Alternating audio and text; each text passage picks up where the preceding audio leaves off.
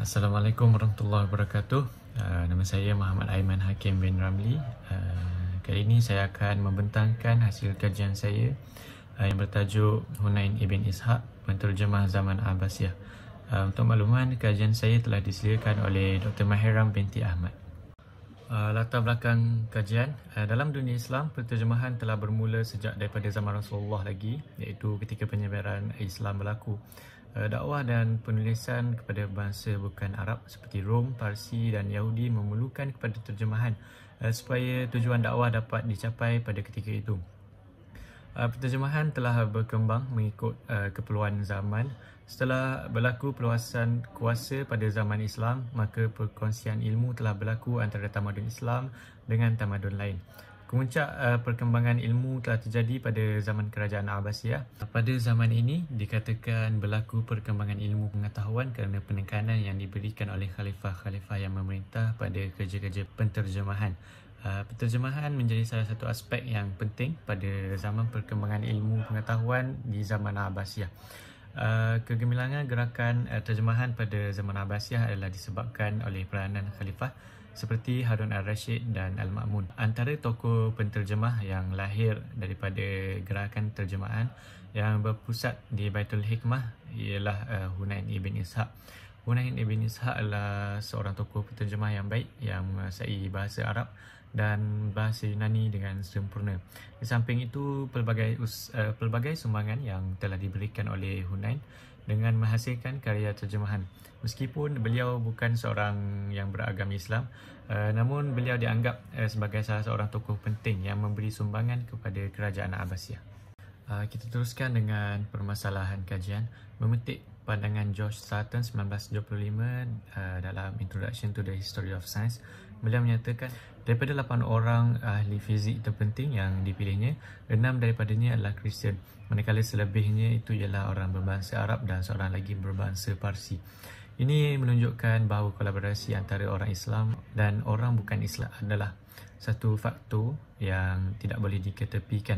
Hal ini bukan bermaksud untuk meletakkan mereka setaraf dengan sumbangan kepada kegemilangan tamadun Islam, namun hanya cenderung kepada memberi pengiktirafan yang sewajarnya dengan apa yang telah disumbangkan. Selain itu, Rozia 2012 menyatakan bahawa Hunain Ibn Ishaq adalah seorang tokoh penterjemah yang telah memberikan sumbangan yang besar kepada kemajuan tamadun Islam.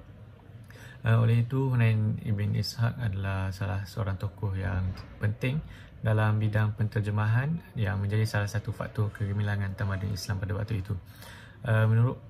Yang terakhir, menurut Ammar 2014, sejarah tamadun Islam menunjukkan peranan besar tokoh bukan Islam seperti Hunain yang mencorak pembangunan dan kemajuan dalam bidang tertentu melalui kerja-kerja terjemahan. Berdasarkan kenyataan tersebut, kajian mengenai ketokohan Hunain Ibn Ishaq dalam terjemahan Arab di zaman Abbasiyah perlu dijalankan untuk mengenal pasti sumbangan-sumbangan yang telah diberikan oleh beliau sendiri. Persoalan kajian.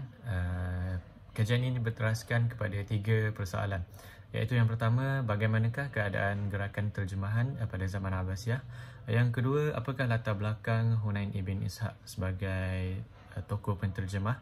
Dan yang terakhir, apakah karya dan sumbangan Hunain Ibn Ishaq dalam bidang terjemah pada zaman Abbasiyah. Objektif kajian. Dalam kajian ini terdapat 3 objektif yang telah ditetapkan untuk menjawab persoalan-persoalan yang berbangkit pada kajian ini. Yang pertama, mengenal pasti situasi gerakan terjemahan pada zaman Abbasiyah. Yang kedua, mengenal pasti latar belakang Hunain Ibn Ishaq sebagai seorang tokoh penterjemah. Dan yang ketiga, menganalisis sumbangan Hunain Ibn Ishaq dalam bidang terjemahan pada zaman Abbasiyah.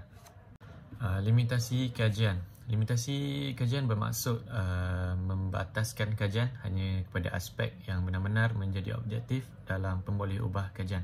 Tujuan limitasi kajian adalah untuk memandu penyelidik ketika menjalankan kajian secara keseluruhannya. Batasan yang jelas akan mengelakkan penyelidik daripada menjalankan kajian yang tidak berkaitan dengan yang disasarkan. Limitasi kajian merangkumi aspek-aspek seperti masa, tempat dan subjek tertentu. Oleh itu, dalam kajian ini ada membataskan dua perkara iaitu masa dan tokoh. Bagi aspek masa, kajian ini memfokuskan kepada situasi gerakan terjemahan pada zaman Abbasiyah sahaja. Manakala yang kedua iaitu tokoh, kajian ini hanya menumpukan kepada Hunain ibn Ishaq sebagai tokoh penterjemah pada zaman Abbasiyah. Kita teruskan dengan metodologi kajian.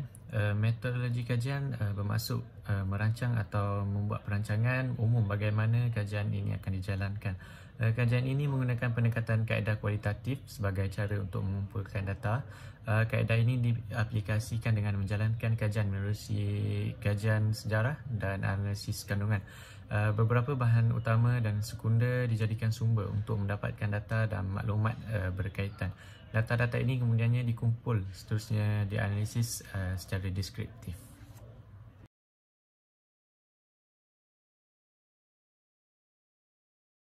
Dapatan kajian objektif yang pertama telah ditulis pada bab yang kedua. Terdapat 3 subtopik dapatan kajian pada objektif ini. Yang pertama ialah peringkat penterjemahan pada zaman Abbasiyah. Kedua, usaha-usaha penterjemahan, dan yang terakhir penginstitusian gerakan penterjemahan. Subtopik yang pertama membincangkan tempoh atau peringkat gerakan penterjemahan.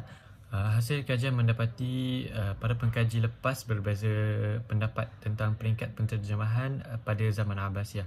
Terdapat beberapa pengkaji yang menyatakan bahawa gerakan penterjemahan Abbasiyah telah melalui 3 peringkat, dan terdapat beberapa pengkaji yang bersepakat bahawa gerakan penterjemahan Abbasiyah hanya melalui 2 peringkat sahaja. Namun begitu, kajian ini lebih cenderung kepada pendapat yang menyatakan bahawa gerakan penterjemahan Abbasiyah telah melalui 3 peringkat. Manakala subtopik yang kedua membincangkan tentang usaha-usaha penterjemahan pada zaman Abbasiyah. Hasil kajian ini mengetengahkan 2 usaha penterjemahan yang telah dilakukan pada zaman Abbasiyah. Yang pertama, menghantar rombongan ke luar negara. Hasil daripada kajian menunjukkan usaha pemimpin kerajaan Abbasiyah yang mengadakan hubungan baik dengan negara luar untuk mendapatkan kebaikan dari segi keilmuan. Dan yang kedua, terjemahan karya tamadun lain secara besar-besaran.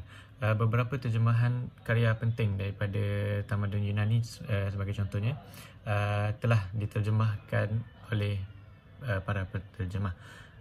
Subtopik yang 3 bagi hasil kajian ini ialah berkaitan penginstitusian gerakan penterjemahan. Ia adalah berkaitan dengan kajian tentang Baitul Hikmah yang berperanan sebagai pusat penterjemahan. Hasil kajian mendapati selepas penginstitusian gerakan penterjemahan telah menyebabkan kerja-kerja terjemahan menjadi lebih tersusun dan meluas. Hasil kajian bagi objektif kedua telah diperincikan pada bab yang ketiga.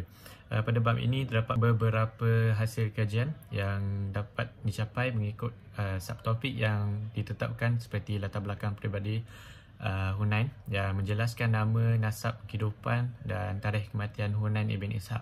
Selain itu, hasil kajian berkaitan sejarah pendidikan Hunain yang mengkaji sejarah pendidikan Hunain yang mempelajari beberapa bidang ilmu serta guru-gurunya berdasarkan pendapat ulama silam. Seterusnya, hasil kajian berkaitan kemasyhuran dan kepribadian Hunain ibn Ishaq sebagai seorang individu. Pada subtopik ini menceritakan kemasyhuran dan peristiwa yang mencerminkan kepribadian Hunain. Sebagai contohnya, peristiwa antara Hunain dan Khalifah. Seterusnya, kajian berkaitan dengan hubungan Hunain bersama beberapa khalifah pada zamannya. Subtopik seterusnya membincangkan karya terjemahan Hunain ibn Ishaq secara umum. Dan hasil kajian mendapati rata-rata pengkaji lepas berpendapat bahawa Hunain telah menghasilkan sebanyak 112 buah karya.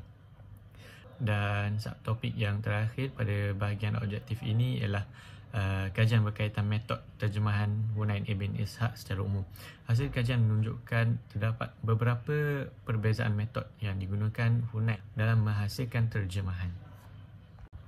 Dapatan kajian objektif ketiga. Kajian berkaitan objektif ketiga iaitu menganalisis sumbangan Hunain ibn Ishaq dalam bidang penterjemahan akan membincangkan tentang sumbangan Hunain dalam menterjemah karya-karya Galen. Di samping itu, pada objektif ini akan mengkaji secara khusus metod terjemahan Hunain dalam menterjemahkan karya Galen. Dan yang terakhir, mengkaji sumbangan Hunain sumbangan terjemahan Hunain pada karya Galen dalam bidang lain yang berkaitan. Sebagai penutup, berdasarkan 3 objektif yang dikaji, dapat disimpulkan bahawa gerakan penterjemahan pada zaman pemerintahan Abbasiyah yang tersusun telah merancangkan lagi kerja-kerja terjemahan di samping kemunculan tokoh penterjemah seperti Hunain ibn Ishaq. Seterusnya, ketokohan serta sumbangan Hunain ibn Ishaq dalam bidang penterjemahan adalah sangat besar sehingga beliau digelar sebagai Sheikh or Prince of Translator oleh beberapa sarjana barat. Setakat itu saja. Sekian, terima kasih.